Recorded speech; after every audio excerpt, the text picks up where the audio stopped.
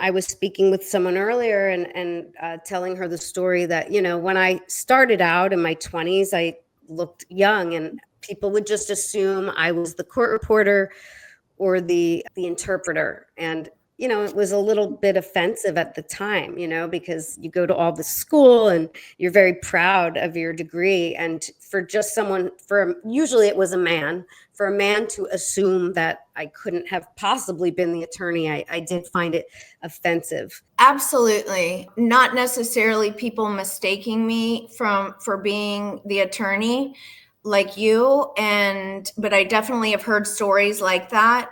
But I feel sometimes I feel some bias. People look at me as, how can she be smart? How can she have a brain? Hey there, hot messes. Welcome to Success of a Hot Mess, where we celebrate the art of juggling life's chaos and coming out on top. I'm Stacey Isaacs, your host and resident rock star lawyer, dance mom, and survivor. We're going to dive into candid conversations about conquering challenges, embracing our unique selves, and finding success in the beautiful mess of it all. Good afternoon. Welcome to this episode of Success of a Hot Mess, brought to you by workinjuryrights.com.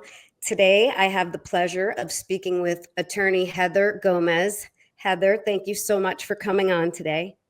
Stacey, thank you for having me. It's a pleasure. So there are a lot of things that fascinate me about. I actually found you through social media. I'm always looking to speak to other entrepreneurs, particularly female attorneys. I obviously men too, but I'm always very impressed how we women tend to juggle everything all at once. So I'm just going to dive right in here. Why don't you tell the listeners the name of your law firm and where they can find you?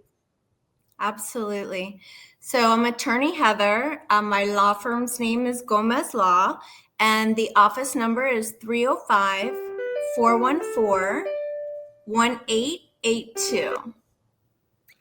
Thank you. Now, Heather, do you exclusively practice personal injury on the plaintiff side? For the most part, yes. I wouldn't say exclusively. The first thing that I did when I got into law was hopped into guardianship because that's kind of where my background was before I became an attorney.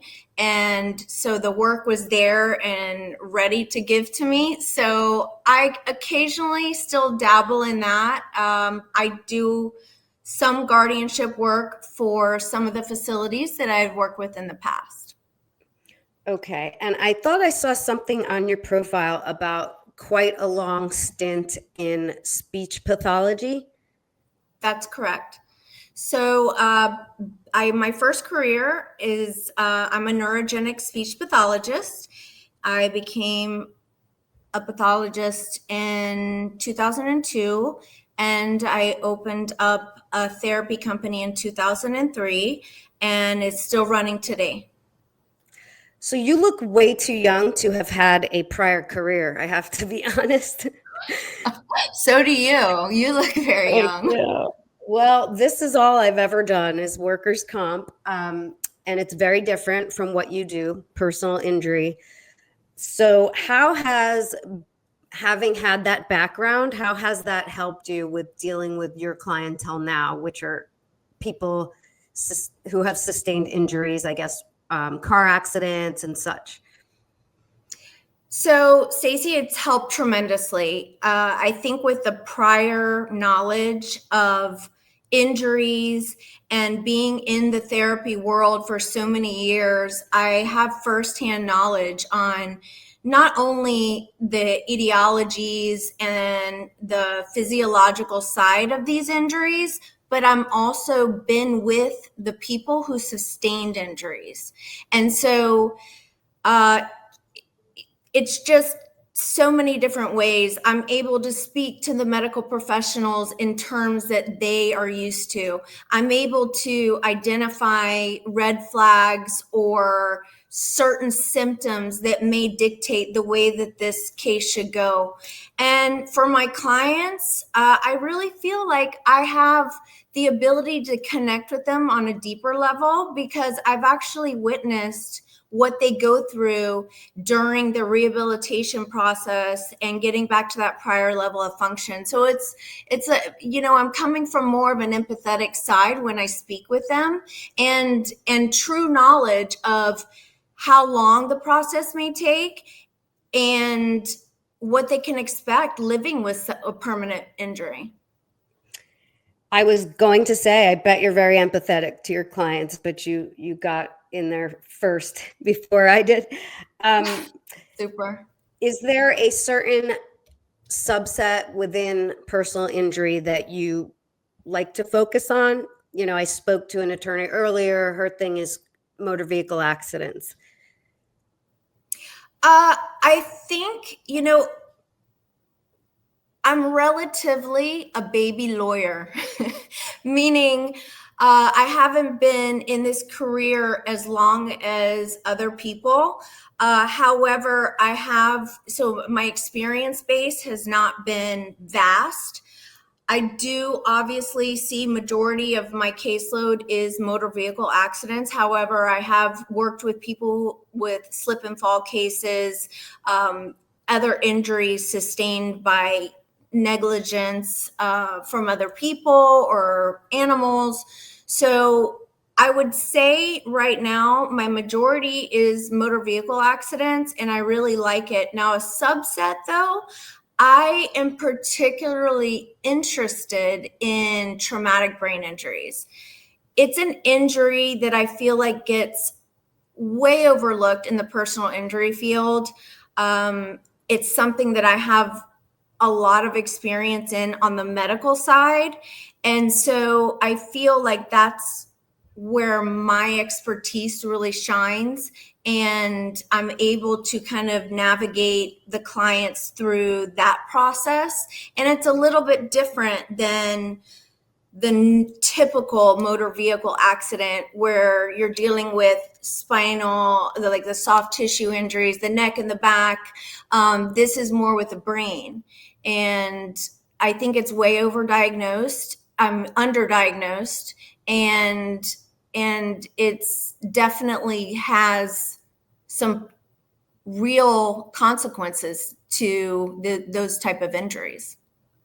Absolutely. In fact, one of the very first cases I signed up, and I opened the firm with my partners 11 years ago. But, you kind of always remember your first handful of cases.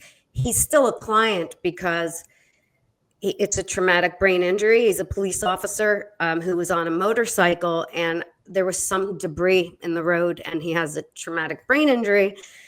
And so he can't settle the case because it's worth way too much money. And, Broward Sheriff's Office just doesn't either have the money or want to put up millions of dollars to settle.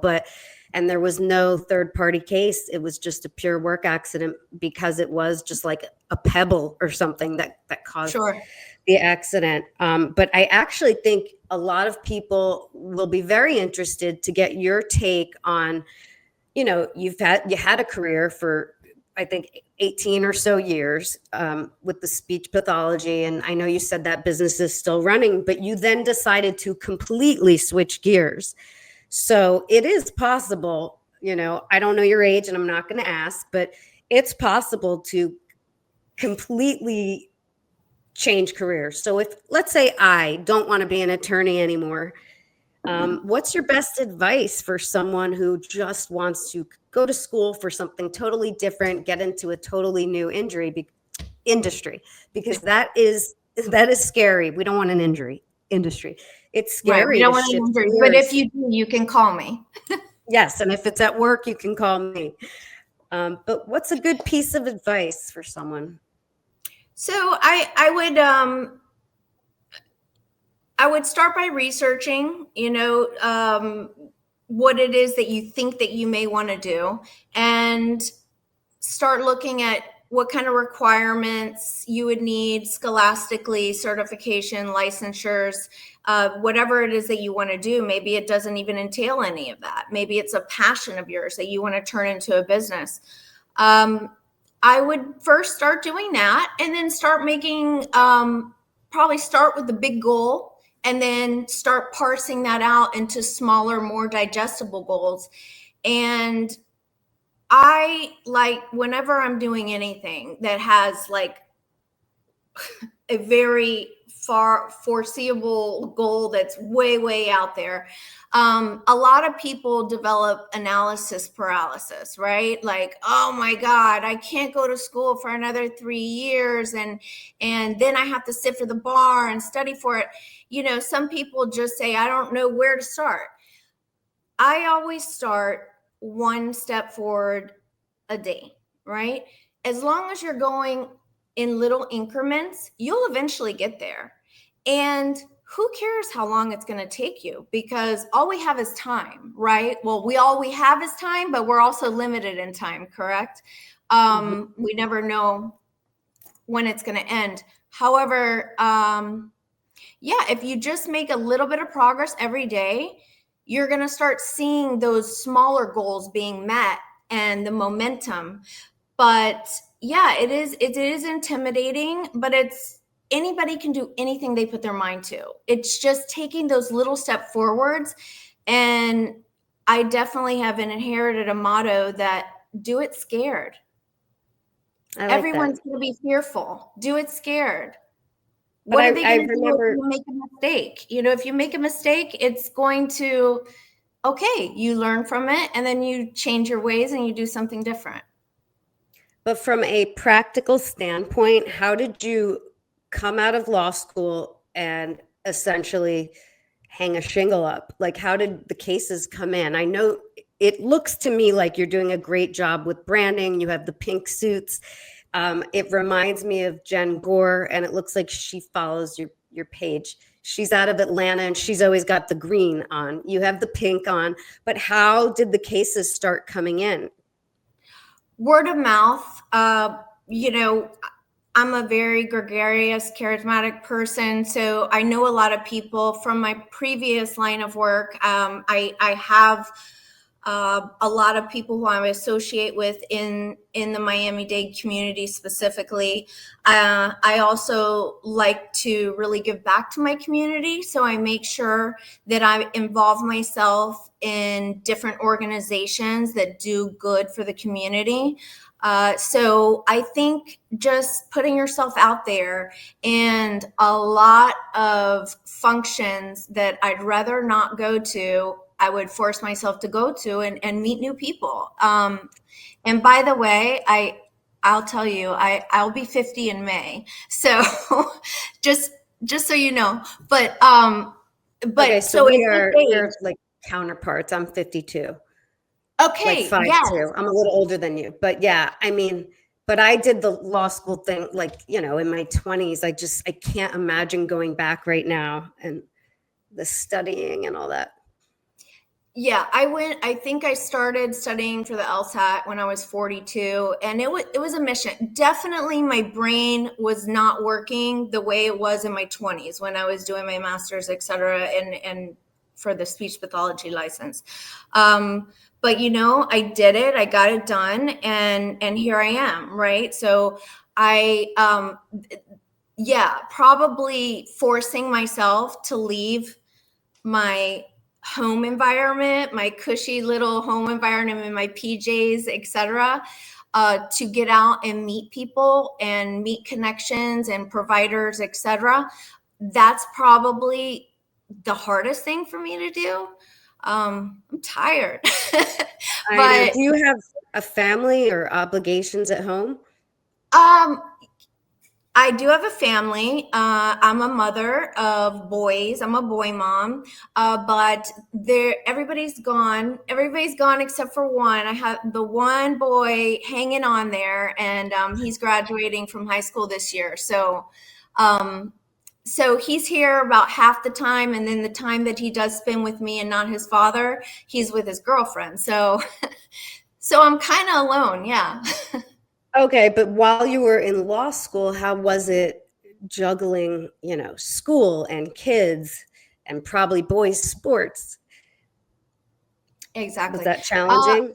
it was definitely a challenge, Stacey.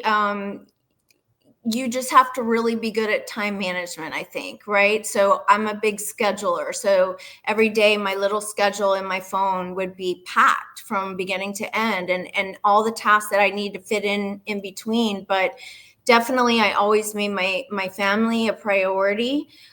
They still needed me. It wasn't their choice for me to go to law school. But they understood. Like at night I would, instead of maybe sitting on the couch watching a TV show with the family, I would be studying, etc. But it was a team effort for sure. But when it came to sports or events or anything that they were a part of, 100% always showed up. Yes, it is hard as a mom. I think, your kids are a little older now, but, I still have teenagers like 13 and 16, and they still need a lot, and they Yeah, have activities and such. And being a business owner has been the best thing for me because I really have the flexibility. Because that too. right, like if I were working for somebody else, I couldn't just dip out on a Friday to go watch a dance competition. Exactly. And oh wow, and dance is serious. That's that's like 7 days a week sometimes. It is. It can be very crazy, but it's there's no joy like watching your child shine on stage. Exactly. So what else do you do when you are not practicing law or managing? I don't know if you're still involved with the speech pathology business, but what do you do for fun? For fun, I love to just hang around good, positive people.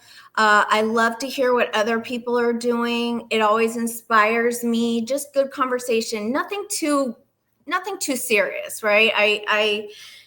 I think we hit a mental plateau. We kind of need that break and the easier conversation. So definitely, I think at this point in my life, I'm really enjoying good friends, good friendships, and just good energy, people who are doing things. And I love to learn from them. So I like to spend time doing possibly nice dinners, even just wine night with the girls, chilling on the couch. I like to travel occasionally. It hasn't been as prevalent in my life lately, but I'm trying to make some quick weekend trips. That's cool. What about Have you? you found? Oh, well, I sing in a band. That would be my passion project when I'm not working, and hanging out with family, exercise. But definitely the being in the band Oh, does that's awesome. takes What up a kind of bit of music time. do you guys do? So we do rock covers, but everything from like the 70s till now. We have a very like a party list, I would say, something you'd want to hear if you were at a party. So Oh, I love that. yeah, that part's fun. And I was saying to my husband, like, how long can I really do this? I'm 52 years old. Like, nobody wants to see a 65-year-old woman on stage singing. I don't know how long I can carry this on. Well, I don't know because you look fantastic. So if you look like that at 65, then you keep going. Thank you. Yeah, I just won't tell people my age. Yeah. I wanted to know, when you made the decision to go to law school, did you find any haters, so to speak? Were any of your friends like kind of dissuading you or not supporting you in the way you would want? I think for the most part, people supported me. My close friends were like, she's crazy. Yeah, that's on brand for her. Like, okay, sure, do it.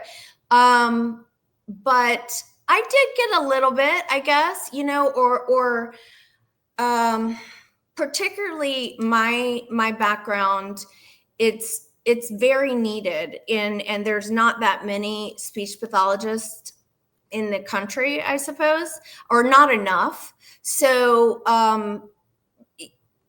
we're very needed. So I guess you could say we have the potential to be very successful if you want to be.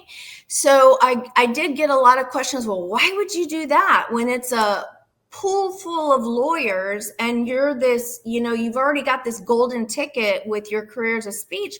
Why? Like, why would you do that? I said, well, it's not that I'm giving up that for this, it's just I want to kind of merge and do something different, grow in a different direction.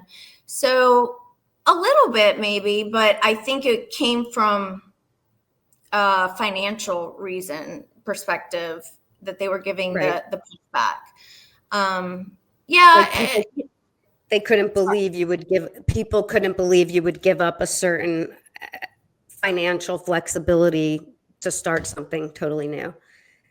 I get that. But do you ever encounter just, being an attractive female attorney, do you encounter any bias, so to speak, like maybe people not taking you seriously?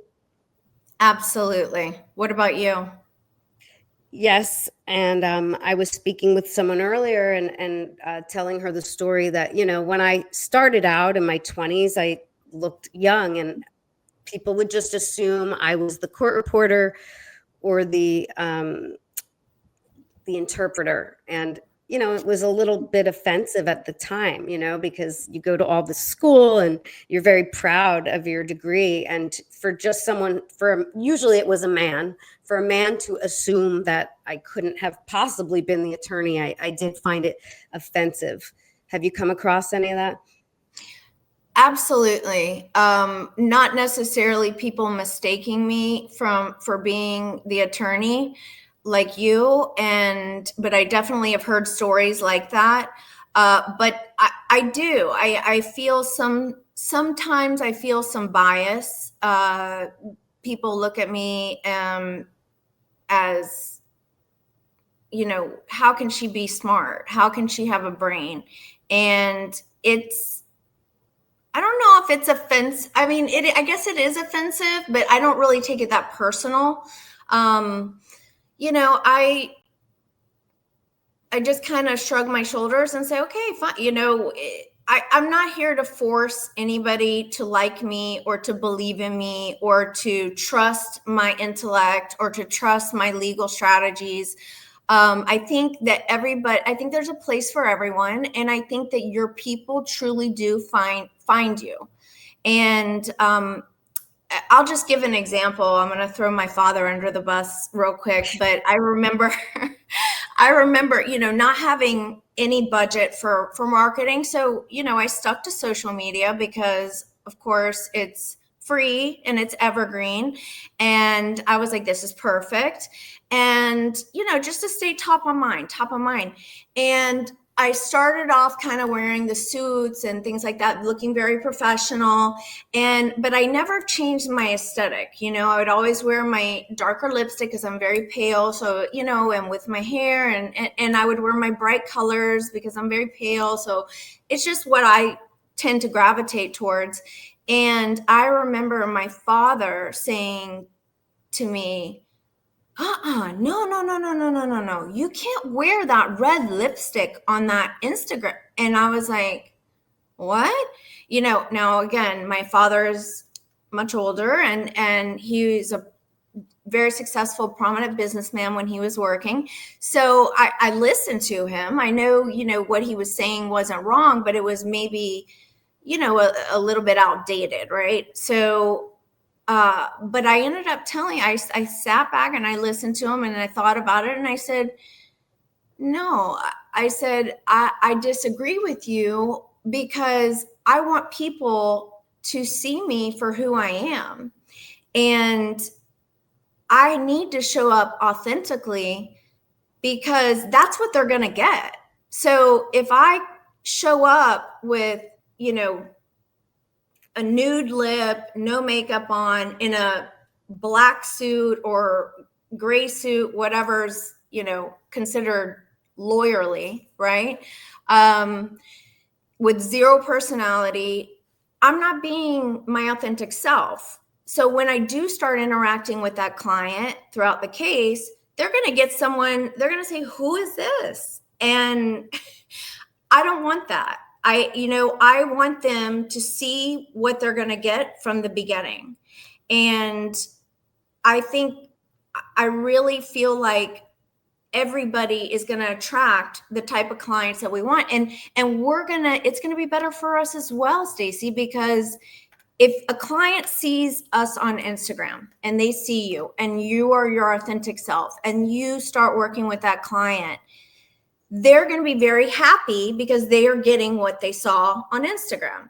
Well, the same goes both ways, right? So if they reach out to me, they know who they're getting already. And I think that's going to make a better experience for us as the attorneys as well. I completely agree with this about authenticity, and the producers of this podcast know that I, am particular about what guests I want on, because I can't have this conversation. Let's say I'm interviewing like a tax attorney. It would not be very authentic of me. I don't find that interesting.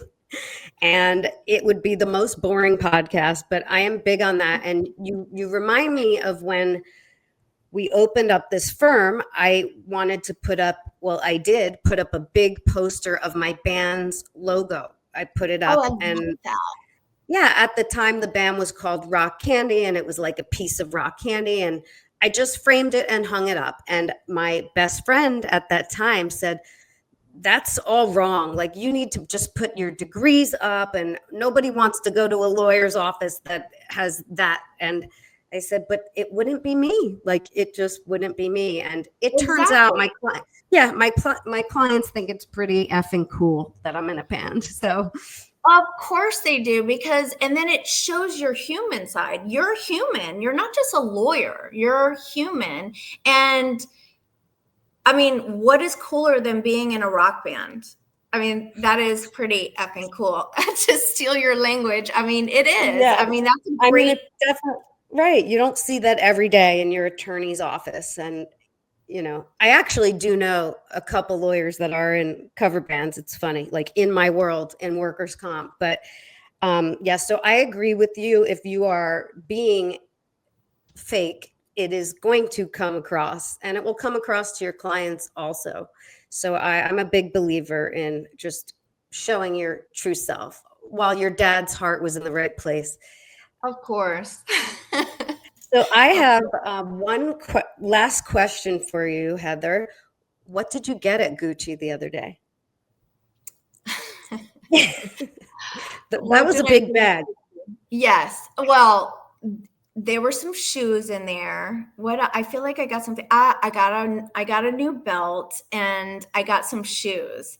However, I do have to admit, I am on the fence with the shoes.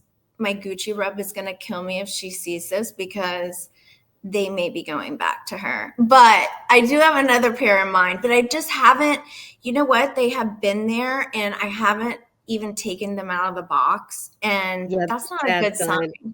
Yeah. I like a girl, though, that works hard, plays hard. We deserve to shop and get all the things, right? Absolutely. It's not always about that, but I do think we have to reward ourselves the way that we want to be rewarded. And we do work very hard, and we need that stress break. And a little caveat, I think that I purchased the shoes because I had been served some champagne. So I think it was one of those impulse decisions. They're smart in these stores, definitely. So if someone is in an accident and needs a personal injury lawyer, where can they reach you, Heather? They can find me on Instagram and Facebook at Attorney Heather. They can go to my website, attorneyheather.com, and they can also call 305-414-1882. Okay. Do you speak Spanish? Hablo español poquito, pero I have a lot of team members who are bilingual. Okay, so you're tricking us with the Gomez. That's my biggest secret. And I'll never tell. So real quickly, our chief operating officer, her name is Monica Wallace. So people just assume she does not speak Spanish, but that is actually her married name, and she's Colombian, but that's also a big secret. Yes, it's good for listening in, right? It's good for, pretending and then listening. Yeah. Well, Heather, I want to thank you for coming on. I wish you the best of luck with this personal injury practice. And this episode of Success of a Hot Mess was brought to you by workinjuryrights.com. We handle all workers' comp cases in the state of Florida. Thank you so much. Thank you, Stacey. Thank you so much for having me. It was a pleasure. Thanks for tuning in to another episode of Success of a Hot Mess. If you loved what you heard today, be sure to subscribe so you never miss a beat. And hey, sharing is caring. Share this podcast with your friends, family, and anyone who could use a dose of inspiration. Until next time, keep rocking those hot mess moments with style and grace. Cheers.